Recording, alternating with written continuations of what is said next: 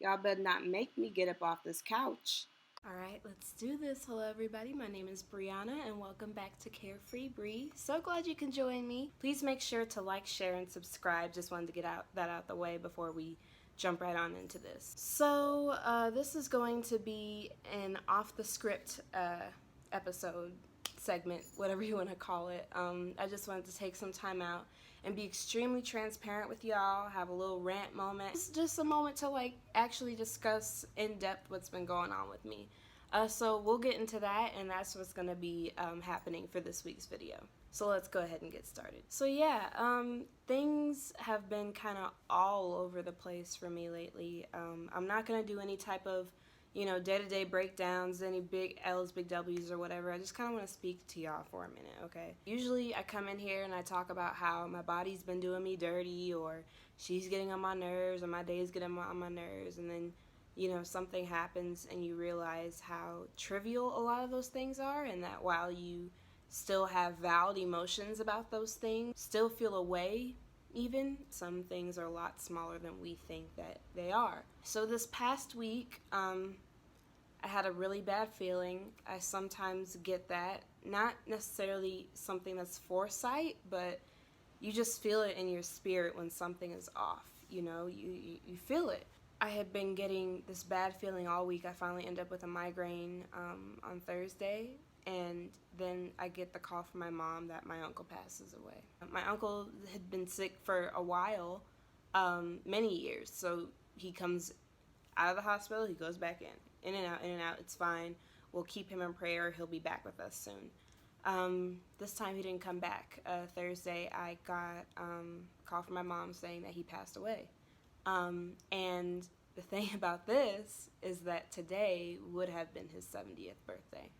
So I've been kind of going through it with all these emotions, dealing with trying to get my things together in an order, make sure I'm okay, while also making sure my grandmother is okay. That was her son.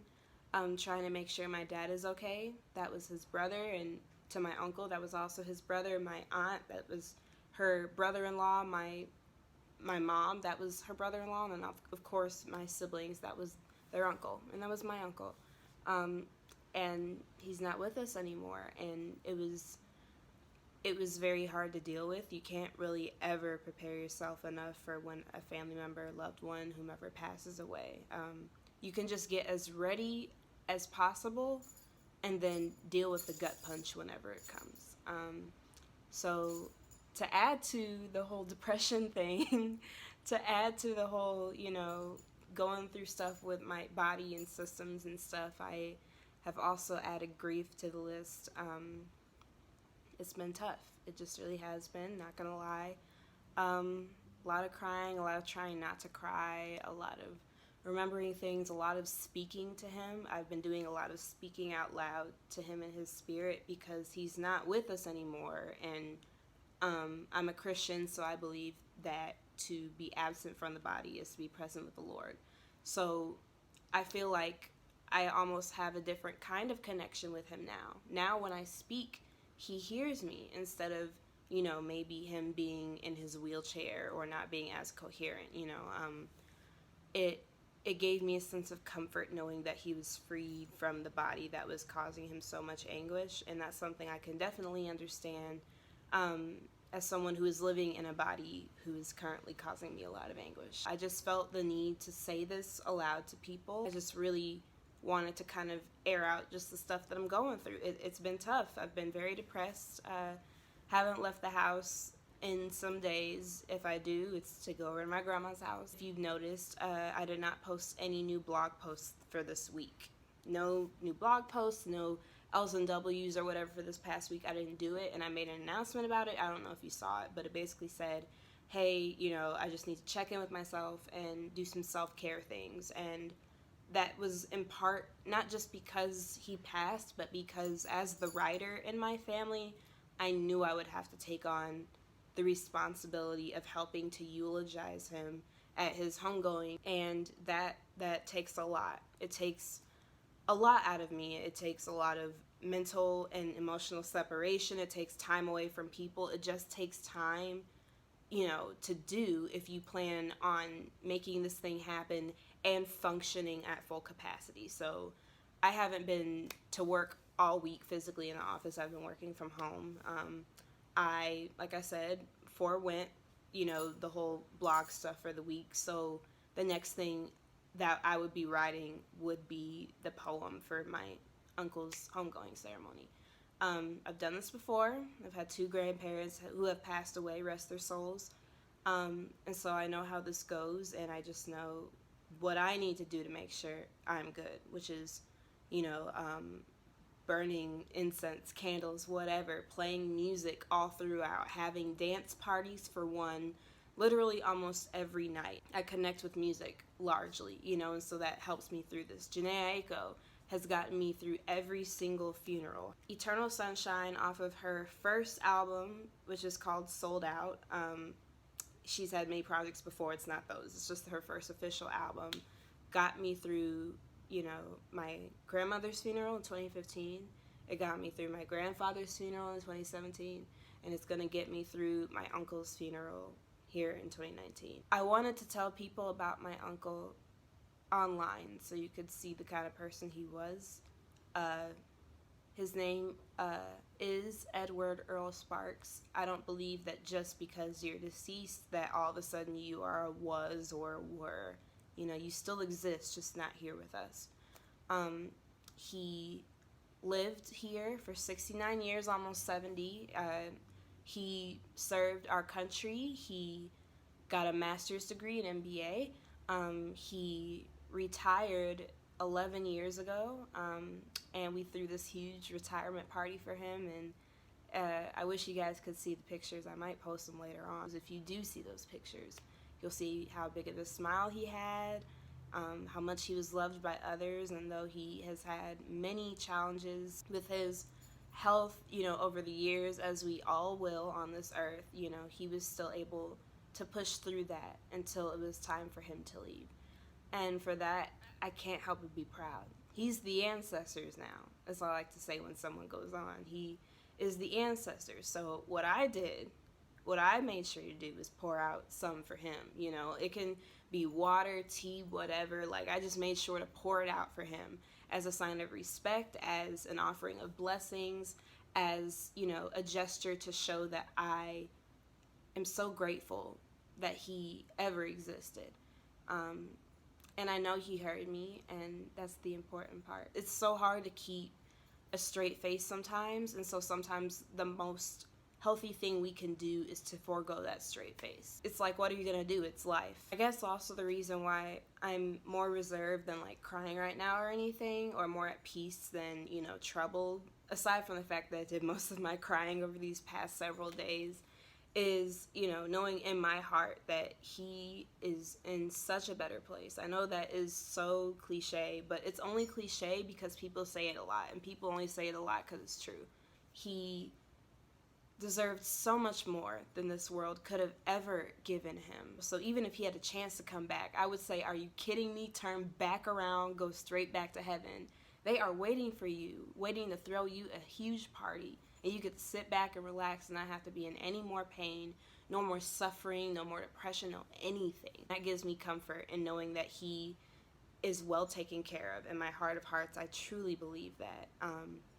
And yeah, God's love and comfort has just been protecting my family and helping us get through this whole hard time thing. Yeah, that's what's been going on with me in a nutshell, just dealing with this and being inside and just trying to get past my own negative self-talk to get to the point where I can finish writing what I'm supposed to write. I also kind of just wanted to speak to myself real quick. There are certain things that I feel like we should do as people. One of them is talking to ourselves. Oddly enough, we should be talking to ourselves. This is something my mother taught me a long time ago. She used to stand me in the mirror and make me repeat after her. Say, I am beautiful, I am smart, I am this. And I used to cry when she did that because I genuinely did not believe it. Some days I still don't. But she planted that seed in me so I could go back to it for those moments when I don't believe in myself, or I feel down, or I'm being so incredibly mean in ways that I don't need to be just because I fell short. So I want to speak to you and also to me. You know, I want you to hear this conversation I'm about to have with myself, and I want you to just replace my name with your name, and then take it from there. Because this isn't just a space for me to rant right now. Like, I'm trying to get myself out of this whole, you know, depression ditch that I'm in right now. And so sometimes having pressure, applying pressure helps with that. And having an audience applies pressure, so that's what I'm going to do. Brianna, girl, Brianna, you are so incredibly amazing. Look at everything around you right now. It's all a mess. You literally have laundry on the floor right now that you have not done. You have dishes that you still need to put away. You've got stuff you need to handle, you know, with your job and finances, expenses, all of those things, and you haven't done them. But what you did was you took out that laundry and you sorted that shit. You took it out. It's sorted right now. Yes, you still have to put away the dishes, but you washed them bitches, you know? You did that.